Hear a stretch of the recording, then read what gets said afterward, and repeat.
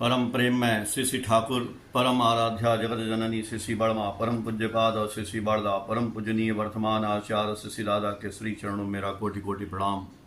आज मुंबई के इस ऑनलाइन सत्संग में उपस्थित आप सभी पंजाधारी दादा लोगों को मेरा हार्दिक जय गुरु और इस सत्संग के संचालनकर्ता और एल के दास दादा को भी मेरा हार्दिक जय गुरु। ठाकुर जी की वाणी है कि सभी देवता के समाहार से पुरुषोत्तम की सृष्टि सहज मनुष्य नर रूप में करते घृति और वृष्टि। आज पुरुषोत्तम इस धराधाम पे नर रूप में घृति और वृष्टि कर रहे हैं। जब शरीर में थे तो कर चुके और शरीर में नहीं है और भी कर रहे हैं। वो आप लोगों के माध्यम से दिखाई दे रहा है कि आप सभी जो है प्रेमी सत्संगी, अभी मोबाइल में 44 लोग दिखाई दे रहे हैं, तो कम से कम इतने लोग जो है इसके साथ जुटे हुए हैं पूरे दुनिया से, देश से, हर जगह से। इस वातावरण को जो वाइब्रेशन है, जो इस मोबाइल से वाइब्रेशंस निकल रही हैं, चाहे मैं बोल रहा हूँ, आप भजन गा रहे हैं, जो भी निकल रहा है, तो ये साउंड की बात है। ये साउंड के ऊपर ही तो ठाकुर जी ने सारा कुछ विद्यमान कर दिया।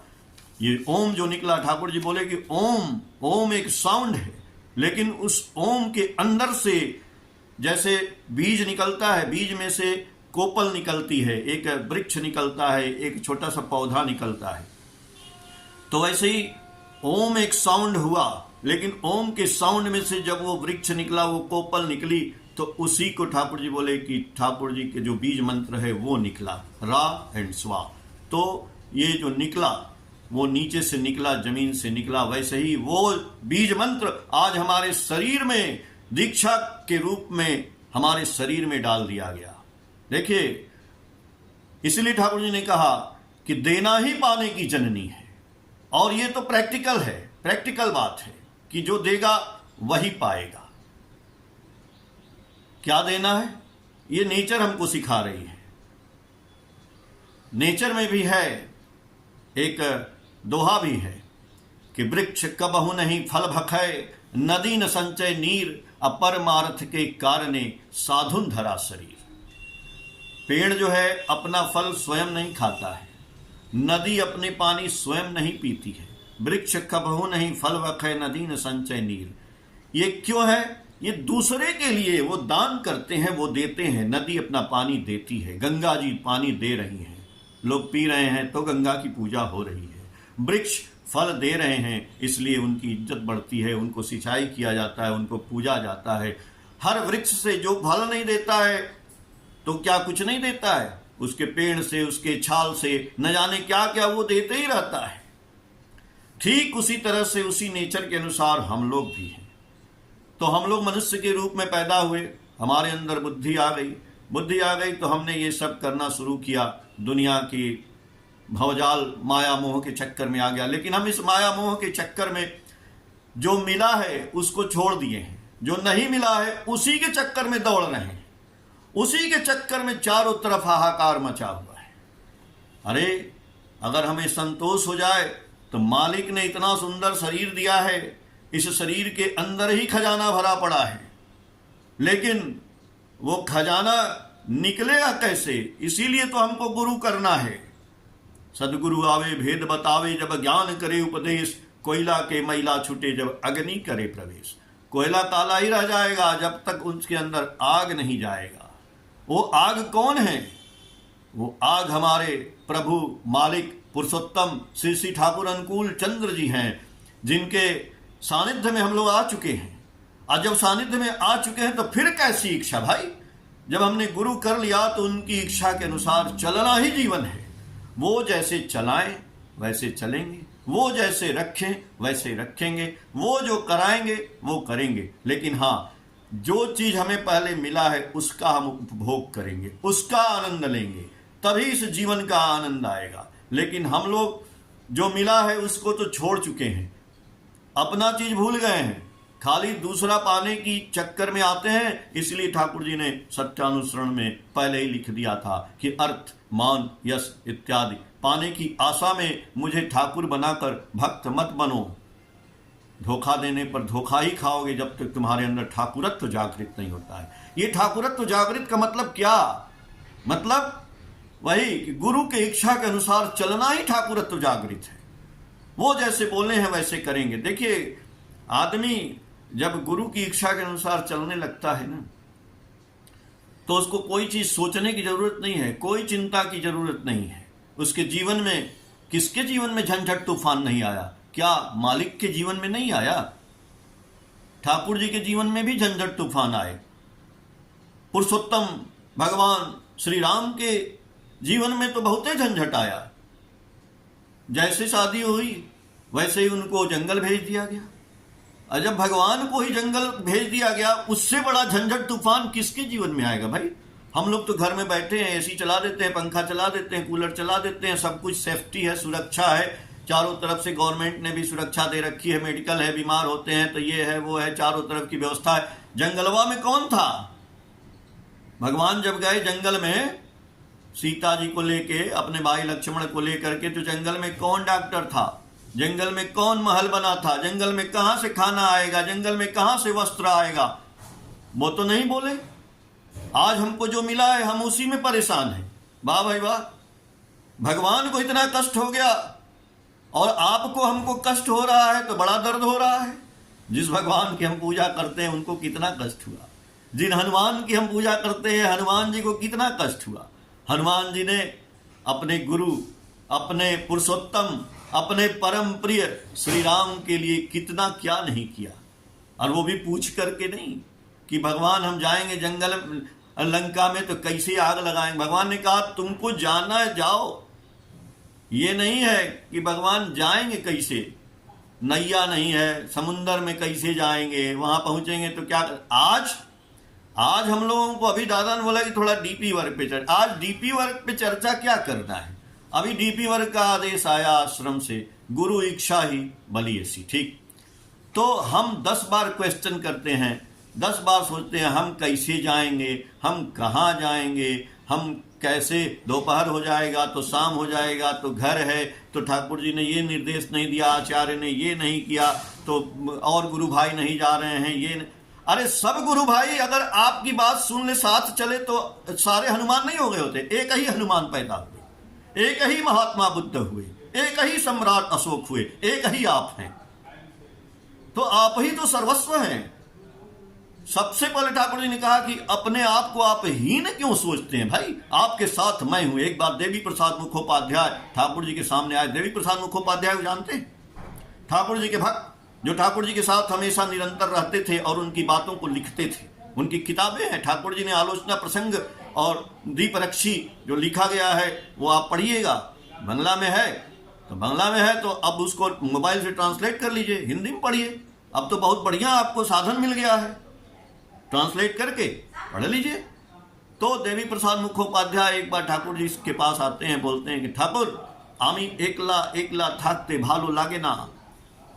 बांग्ला में बोले ठाकुर जी हम ना घर में अकेले रहते हैं तो हमको अच्छा नहीं लगता है। देखिए अब यहाँ पे आप भी होंगे अकेले, कोई अकेले ही रहता होगा, तो वो क्या सोचता है। ये पीछे मैंने ठाकुर जी की फोटो बनाई है, ये फोटो है मेरे पास। आपके घर में भी ठाकुर जी की फोटो होगी, आप लगाए होंगे। अब फिर भी आप सोचेंगे कि मैं अकेले हूं। क्यों? क्योंकि हम सोचते ही नहीं है कि ठाकुर हमेशा मेरे साथ रहते हैं। तो वही बात वो पूछे कि ठाकुर जी आमी एकला एकला थाकते भालो लागे ना। ठाकुर जी हम अकेले रहते हैं तो हमको अच्छा नहीं लगता है, तो ठाकुर जी क्या करें। ठाकुर जी बोले তুমি একলা থাকতে কখনো আমি প্রত্যেক क्षण তোমার সঙ্গই আছে, এটাই ফিল করলে মনে বল পাবে, এটাই হলো যজন। ठाकुर जी बोले तुम अपने आप को अकेला क्यों फील करते हो, मैं प्रत्येक क्षण हर क्षण तुम्हारे साथ ही रहता हूं और इसको सोचना ही यजन है।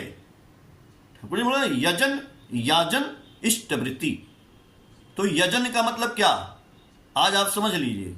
ठाकुर जी बोले देवी प्रसाद मुखोपाध्याय से कि जो आदमी, जो भक्त हर वक्त ये सोचे कि प्रत्येक क्षण मेरे साथ ठाकुर जी रहते हैं, दैट इज द यजन। और यही यजन है। तो प्रत्येक क्षण हम सोचते हैं, यदि ऐसा हो जाए, मान लीजिए कि हम प्रत्येक क्षण फील करें कि ठाकुर जी मेरे साथ हैं, कोई गलती नहीं होगी, कोई चोरी नहीं होगी, कोई झूठ नहीं आएगा, कोई धोखा नहीं होगा, कोई निंदा नहीं होगा, कोई शिकायत नहीं होगी, कुछ होगा ही नहीं, आपका भला ही भला होगा। गड़बड़ कहाँ होता है? जब हम सोचते ही नहीं है कि ठाकुर जी हैं, इसलिए हम निंदा करते हैं सबकी, अपने साथियों की, अपने साथ जो आज बैठा है ना अगल में बगल में, जब रहता है तो जय गुरु, आज जाते ही उसकी वाहे गुरु। तो सोचता नहीं आदमी कि गुरु जी मेरे साथ हैं, कैसे सोचेगा? अरे भक्ति से आता है ज्ञान, ज्ञान से होता है सर्वभूतों में आत्मबोध, सर्वभूतों में आत्मबोध से आती है अहिंसा, अहिंसा से आता है प्रेम। यदि हम निंदा करते हैं तो हम हिंसा कर रहे हैं। इतनी बात सोच लीजिए, केवल मारना काटना किसी, यही हिंसा नहीं होता है। अगर किसी की शिकायत करते हैं, दिमाग से किसी के बारे में बुरा चीज सोच रहे हैं, तो ये भी एक तरह की हिंसा है। इसलिए हर वक्त सोचना होगा कि ठाकुर मेरे पास हैं, एकला एकला थाकते भालो लागे ना। हर वक्त जो आदमी सोच लेगा, जो भक्त सोच लेगा कि ठाकुर मेरे पास है, मेरे परम प्रिय है, वो शिकायत कर ही नहीं सकता। वो सोचेगा कि यहीं बैठे हैं, शिकायत ठाकुर जी सुन रहे हैं। झूठ बोल ही नहीं सकता, वो झूठ बोलेगा, थोड़ा सा झूठ बोलता है आदमी, कहता है अरे थोड़ा सा झूठ तो चलता ही है। अरे भैया थोड़ा सा जहर भी चलता है। लोग भगवान शंकर को बदनाम करते हैं कि शंकर भगवान गांजा पीते थे, शंकर भगवान धतूरा खाते थे, भांग खाते थे, इसलिए हम उनके पुजारी हैं तो हम भी धतूरा भांग गांजा खाएंगे। शंकर भगवान जहर पीते थे, पी लो। शंकर भगवान सबकी रक्षा करते थे, कर लो। शंकर भगवान के पास सांप और मोर और भूत पिशाच आदमी बैल सारे रहते थे, और सारे एक दूसरे को खाने वाले हैं, लेकिन कोई एक दूसरे को खाता नहीं था, न खाता है। क्यों? क्योंकि शंकर भगवान के पास जाके सारे लोग एक हो जाते हैं, प्रेम करते हैं एक दूसरे से, वहीं बैठे रहते हैं। तो आज के शंकर भगवान कौन हैं? इष्ट गुरु, पुरुषोत्तम, प्रतीक गुरु, वंशधर, रेत शरीर में सुप्त रह के जीवंत रहते निरंतर। आज हमारे आचार्य देव में श्री ठाकुर जी विद्यमान हैं, वही भगवान शंकर हैं। क्या आप जानते हैं कि उनके पास उनके अगल बगल सारे अच्छे ही आदमी हैं? आदमी के रूप में कोई आदमी है, कोई वहां पे सांप है, कोई वहां पे मोर है, कोई वहां पे शेर है, कोई वहां पे बैल है, कोई वहां पे भूत है, कोई वहां पे पिशाच है। आचार्य देव के भी अगल बगल रहते हैं, लेकिन वहां पे एक दूसरे को खा नहीं सकते हैं, क्योंकि मालिक के शरण में है। इसलिए जब हम सोचेंगे, सोचे बोले करे नहीं, उसकी आशा फले नहीं, ये ठाकुर जी बोले हैं। तो हमको सोचना होगा कि हर वक्त हम दीक्षा लिए हैं, सोचते नहीं है ना, इसलिए कि हम नाम नहीं करते हैं। अनवरत नाम, ठाकुर जी बोले अनवरत नाम करो, सांस सांस पे नाम ले, सांस व्यर्थ न होए, ना जाने इस श्वास का आवन होए न होए। भैया हम सांस सांस पे नाम क्या लेंगे? हम फील जब सांस सांस पे नाम लेंगे तब फील करेंगे कि मालिक मेरे साथ हैं। जब मालिक मेरे साथ रहेंगे ना, तो हर वक्त मेरी अपने आप रक्षा होती रहेगी। लेकिन हम जिस समय भूल जाते हैं कि मालिक नहीं, उसी समय हम गलती करते हैं। ये शरीर गलती कर देता है, ये शरीर झूठ बोल देता है। एक शरीर को तो जाजन हम कर नहीं सकते हैं, दूसरे शरीर को जाजन करने चले हैं। कितनी मूर्खतापूर्ण बात है। Charity begins at home. सब सर्वप्रथम हमें दुर्बलता के विरुद्ध युद्ध करना होगा। कौन दुर्बल है जी? हम दुर्बल हैं। क्या दुर्बल हैं? इस दुर्बलता तो है ही हमारे अंदर कि हम अपनी कमी को नहीं देखते हैं, दूसरे की कमी को देखना शुरू करते हैं, दूसरे को सुधारने के लिए जाजन करते हैं, अपने खुद जाजित नहीं होते हैं। सबसे पहले यू आर द सोल, आप एक आत्मा हैं। अपने इस शरीर को जाजन करिए, इस शरीर को समझाइए कि ऐ शरीर, तेरे साथ मेरे गुरु हैं। अगर तूने हरकत किया, अगर तो तुमको पनिशमेंट दिया जाएगा। आज यदि तुम झूठ बोलोगे तो तुमको आज खाना नहीं मिलेगा, लेकिन नहीं, जिस दिन हम झूठ बोलते हैं उस दिन और मलाई खाएंगे, रबड़ी खाएंगे, ये खाएंगे।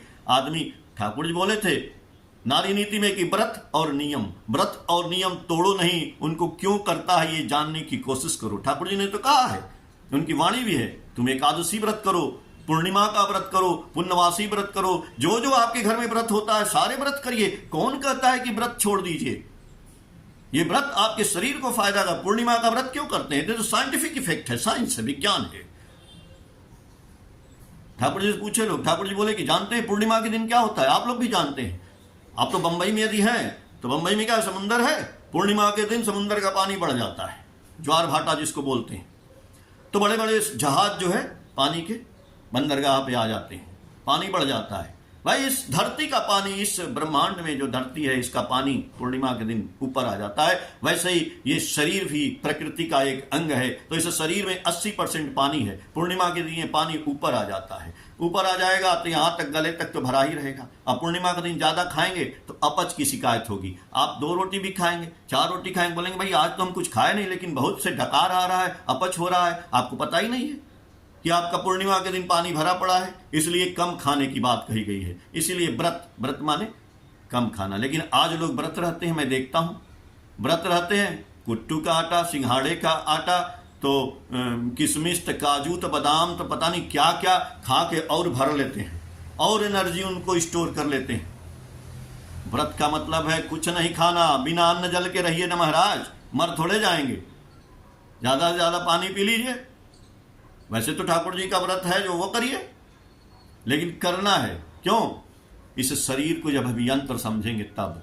ठाकुर जी बोले ये शरीर आपका एक यंत्र है, जैसे मशीन है, जैसे स्कूटर है, जैसे मोटरसाइकिल है, जैसे कार है। तो आप कार को क्या करते हैं? खाली चलाते रहेंगे कि सर्विस भी करेंगे? तो ये शरीर चलता रहेगा कि इसकी सर्विसिंग होगी? तो सर्विसिंग का मतलब ही है कि इसको जो है हम समय समय पर थोड़ा सा व्रत दें। ये दिन भर कोचते रहता है, तो कोचते रहता है तो क्या होगा? बीमार होगा कि नहीं होगा? चलिए छोड़िए, मैं कह रहा था ठाकुर जी के उसकी बात कि हर वक्त ठाकुर जी साथ रहते हैं, ये फील करना है। और एक चीज फील करना है कि जो हमें मिला है इस जगत में, इस दुनिया में, इस जीव जगत में, पहले हम उसका उपभोग कर लें महाराज। ये आंख मिला है, ये कान मिला है, ये मुंह मिला है, ये नाक मिला है, ये हृदय मिला है, ये हाथ मिला है, ये पैर मिला है, ये खोपड़ी मिली है, सब मिला के एक शरीर बना है। ठाकुर जी बोले इसी को संगठन बोलते हैं। ऐसा ही संगठन होना चाहिए, ऐसा ही हमारे भक्तों के बीच एक संगठन तैयार होना चाहिए। जैसे हमारे हाथ पे मच्छर काटता है तो ये हाथ सोचता नहीं है, यहाँ आ जाता है, खुजली होती है यहाँ आ जाता है, चोट लगता है यहाँ आ जाता है, आंखों को कष्ट होता है, आंख में तिनका पड़ता है तो तुरंत हाथ आ जाता है। कि हाथ ये थोड़ी बोलता है कि नहीं आंख को हुआ है तो आंख तुम समझो। लेकिन हमारे गुरु भाई, अड़ोसी पड़ोसी, परिपार्श्विक मित्र, रिश्तेदार, भाई बंधु के घर में कष्ट होता है, बाहर कष्ट होता है, कुछ भी होता है, हम वहाँ जाते नहीं हैं। हम बहुत अच्छे हैं भाई, हम किसी के लिए कुछ करते नहीं हैं, हम किसी को दुख नहीं देते हैं, हम बहुत अच्छे हैं। तो आज से जब आपके गाल पे मच्छर काटेगा तो हाथ को नीचे रखिएगा, वैसे ही काटने दीजिएगा, यहां हाथ मत ले जाइएगा, ले जाना पड़ेगा। ठाकुर जी बोले इसी को बोलते हैं संगठन। जैसे एक शरीर है तो हमारे एक गुरु भाई नहीं भी है, उसको भी यदि कोई तकलीफ होता है तो हमें उसको सेवा देनी पड़ेगी, हमें उसको सिंपैथी करनी पड़ेगी, हमें उससे प्रेम करना पड़ेगा। यदि नहीं करते हैं तो कहेंगे कि हम तो बहुत अच्छे हैं लेकिन हमारा चरित्र सुंदर। आपका चरित्र सुंदर नहीं है, वो चरित्र नहीं है। जो आप बैठे हुए हैं और किसी की सेवा नहीं करते हैं, किसी के लिए कुछ करते नहीं है, वही आदमी वो चरित्र है या नहीं उसके पास। ठाकुर जी चरित्रवान कौन है? जो सबके लिए करता है, सोचता है, जीता है, मरता है, उठता है, चलता है, यानी ठाकुरत्व जागृत करता है। ठाकुर जो किए हैं आज भी कर रहे हैं, सबके लिए जी रहे हैं, मर रहे हैं। ठाकुर जी को क्या जरूरत थी? आचार्य को क्या जरूरत है? चरित्रवान वही है जिसके चरित्र में सबके लिए काम करने की क्वालिटी आ जाती है।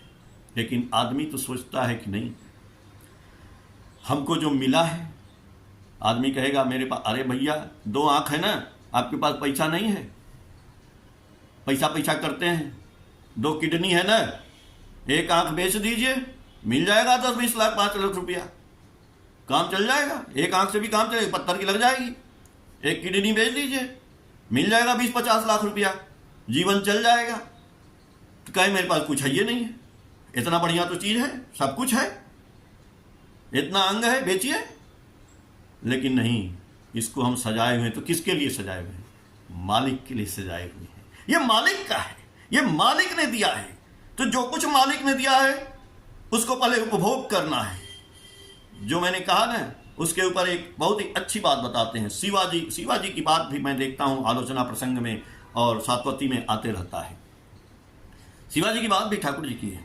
तो शिवाजी के गुरु थे समर्थ गुरु रामदास।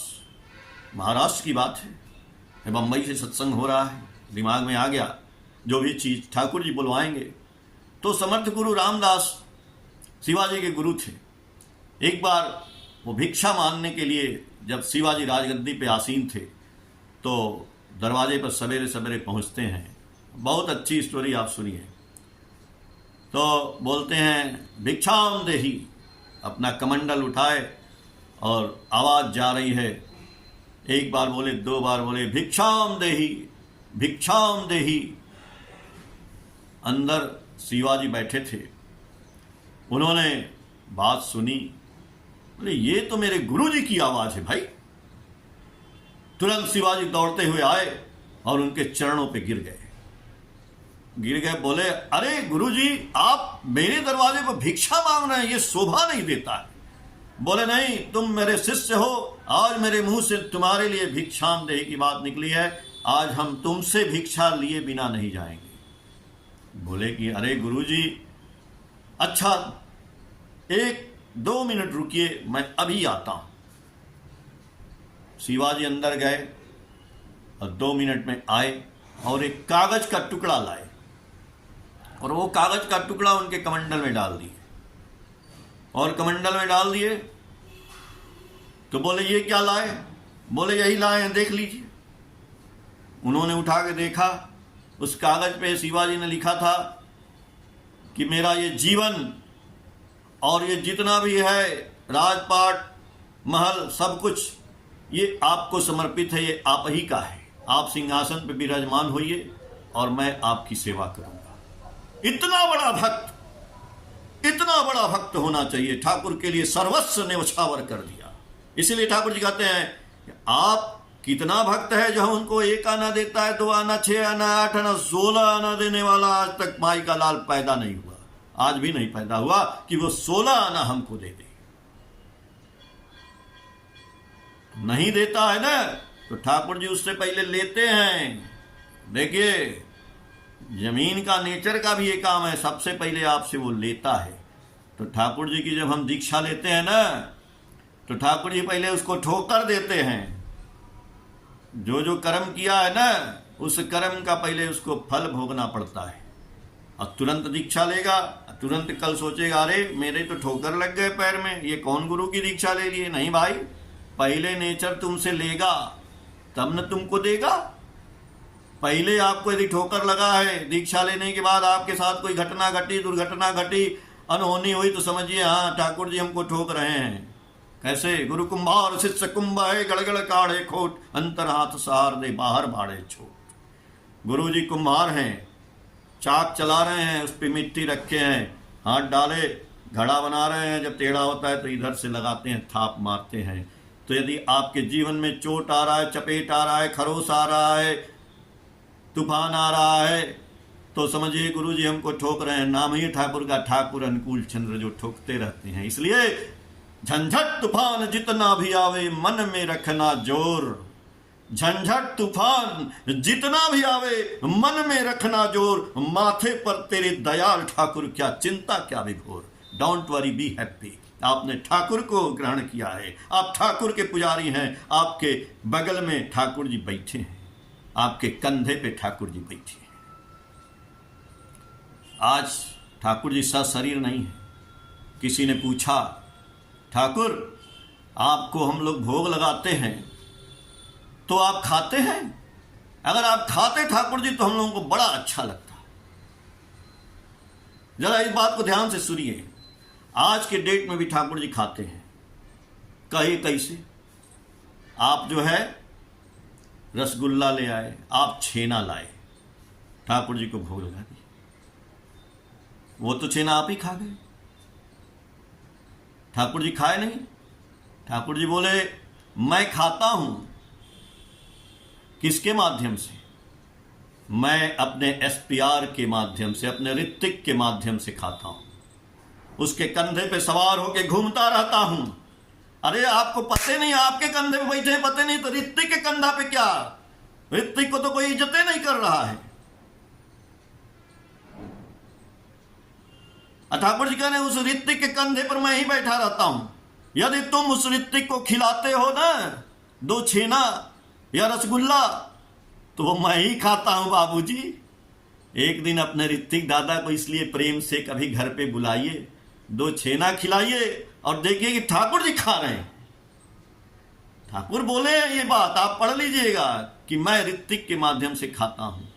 मैं ये नहीं कह रहा हूं कि मैं ठाकुर जी का एसपीआर हूं तो हमें ही आप दे दीजिए, हमें खिला दीजिए। नहीं भाई, हम लोग बोलते नहीं हैं, लेकिन उनका भी सम्मान। आखिर बताइए, इतने करोड़ शिष्य में से इतने लोगों को एसपीआर बनाए हैं ठाकुर जी, तो कुछ तो उनके भाग्य में जरूर रहा होगा। तो उनको सम्मान देना किसका काम है? हम साल में उनको एक कुर्ता धोती भी नहीं देते हैं जी, सत्संग में बुलाते हैं प्रणामी भी नहीं देते हैं जी। हम देखे हैं ऋतिक का मांगते रहेगा आपसे कि प्रणामी दे दो भैया, सत्संग हो गया है। नहीं,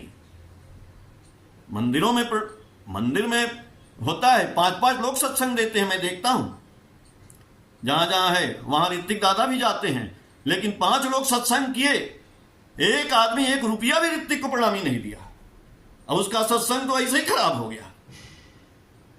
हम इष्टवृत्ति करते हैं तो भ्रातृभोज का नियम है, जिस दिन इष्टवृत्ति जमा किए उस दिन अपने गुरु भाई या किसी भाई को कुछ खिलाना है, चाय पिलाना है, कुछ देना लेना है, तब इष्टवृत्ति कंप्लीट हुई।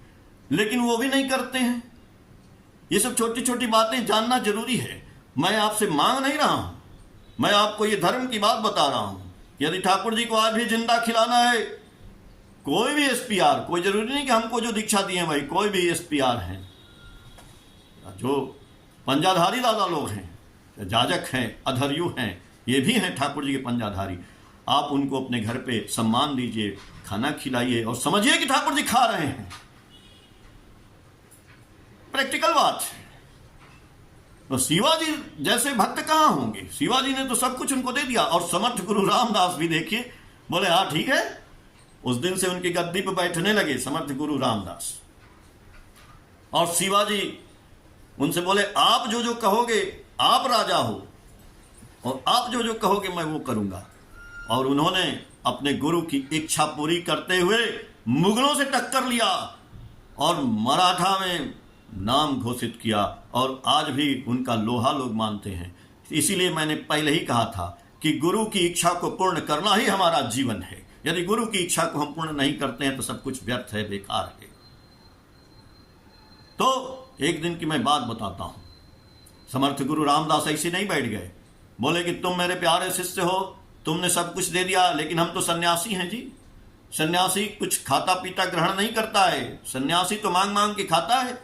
तो बोले फिर, अरे आप तो राजा हो गए, तो राजा सिंहासन पे आप बैठ करके जाएंगे, आप भिक्षा मांगने, ये शोभा नहीं देता है। हम राजा हैं, हमारा गुरु भिक्षा मांगे। बोले नहीं, हमारी ये आदत है और मैं उस आदत को सुधार के रहूंगा, मैं उस आदत को पूरा करूंगा। बोले कैसे करेंगे?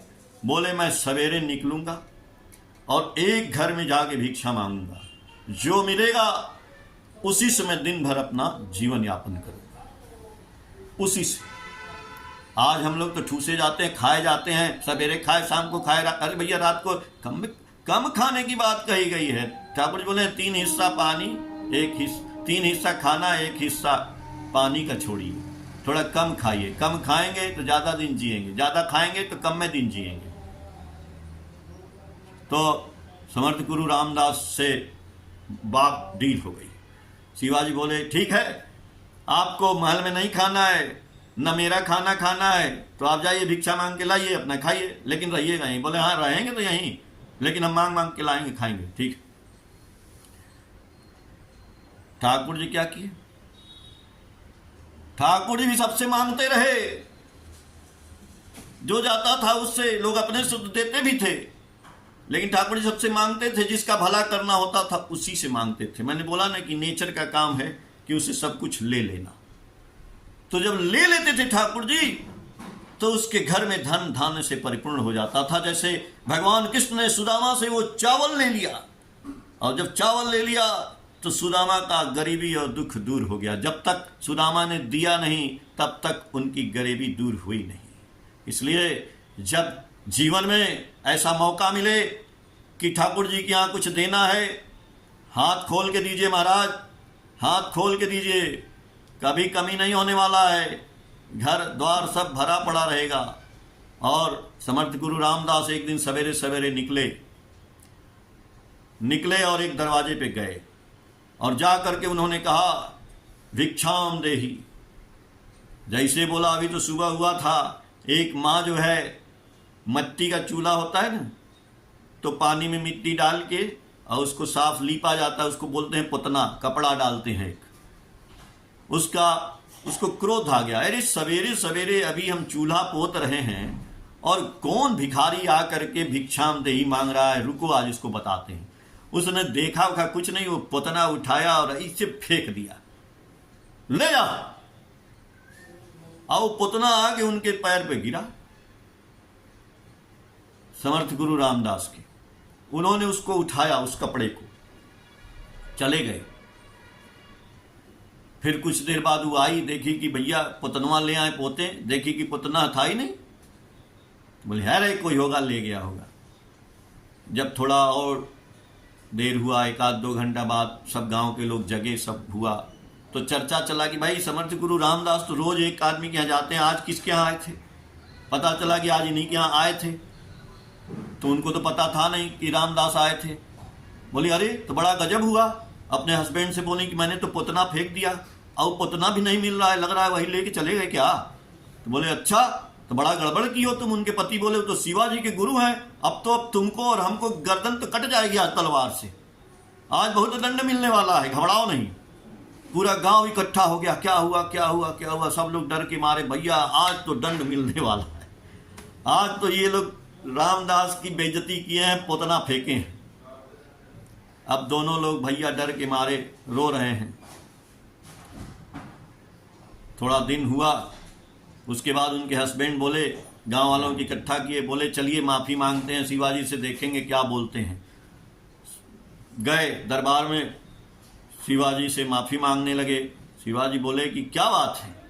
बोले आज गुरुजी आए थे दरवाजे पे और बड़ी गलती हो गई, मेरी वाइफ ने पुतना फेंक दिया और पुतना लेके चले गए। तो वो कहे कि तो बोले कि गुरुजी से माफी चाहते हैं हम लोग। बोले अच्छा गुरुजी तो दिखाई नहीं दे रहे हैं, अच्छा आप लोग बैठिए, हम गुरुजी को देख के आते। उन्होंने क्या किया, गुरुजी को खोजने लगे। और गुरुजी को जब खोजने लगे तो देखे गुरुजी महल में दिखाई नहीं दे रहे हैं। एक कमरा था, वो कमरे का दरवाजा बंद था। तो गए, सोचे शायद इसी में होंगे, तो उन्होंने दरवाजा खटखटाया तो गुरुजी अंदर थे। बोले कि हाँ दरवाजा खुला है, अंदर आ जाओ। तो शिवाजी जब अंदर प्रवेश करते हैं तो देखते हैं अरे बाप रे बाप, सैकड़ों मिट्टी के दिए जल रहे हैं और गुरुजी उसमें तेल डाल रहे हैं, बैठे हैं, आनंद ले रहे हैं। तो बोले अरे गुरुजी आज आप दिया क्यों जलाए हैं, आज इतना ये सब क्या बात है? तो बोले तुम क्यों आए हो? बोले हम आए हैं कि वो गांव से बहुत लोग आए हैं और बता रहे हैं कि सवेरे आप गए थे कहीं मांगने, उसने अपना वो पुतना जो है चूल्हा पोतने वाला कपड़ा फेंक दिया।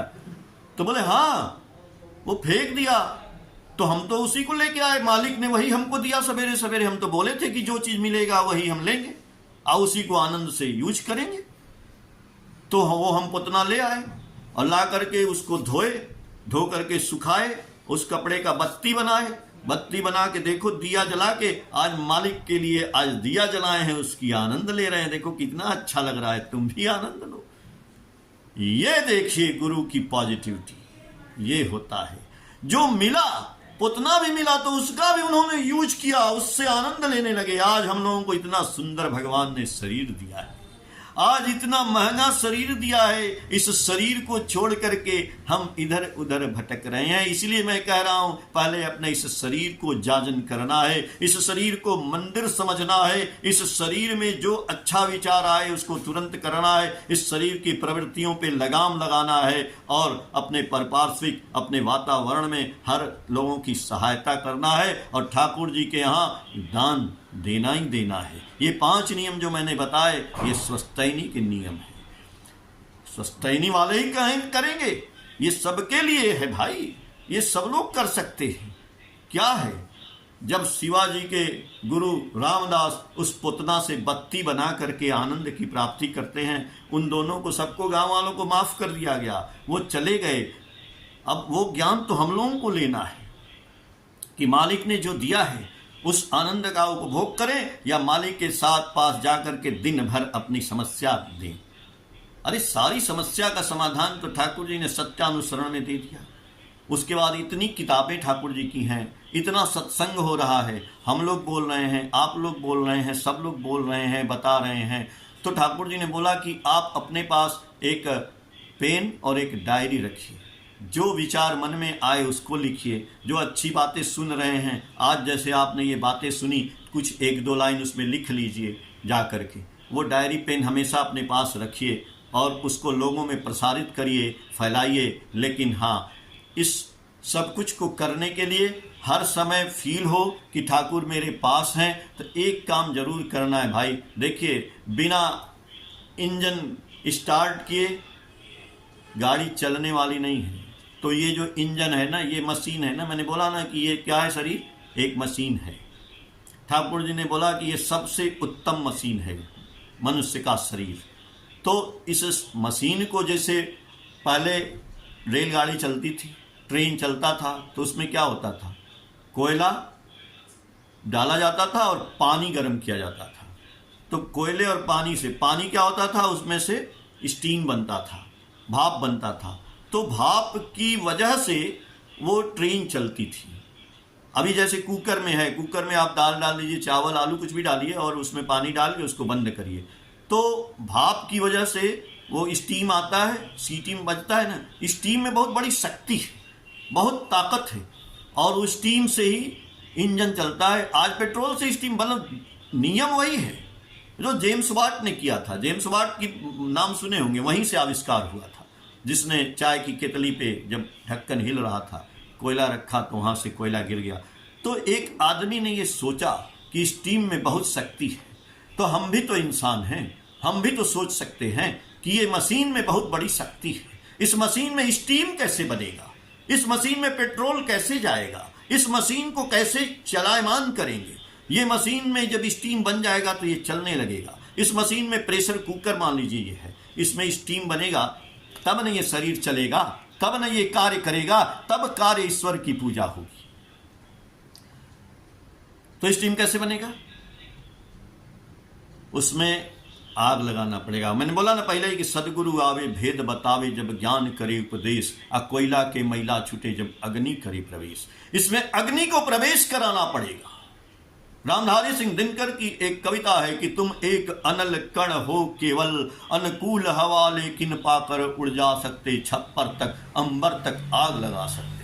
आपके अंदर इतनी शक्ति है, आप एक चिंगारी हैं, और अनुकूल हवा, यानी अनुकूल तो नाम ही है गुरु जी का, उनकी हवा लग जाए तो आप छप्पर पे गिरेंगे तो वहां आग लग जाएगी।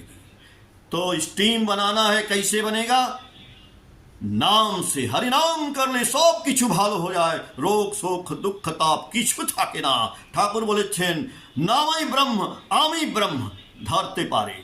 नाम को अनवरत करना होगा, सांस सांस पे नाम ले, सांस व्यर्थ न होए, ना जाने इस सांस का आवन होए न होए।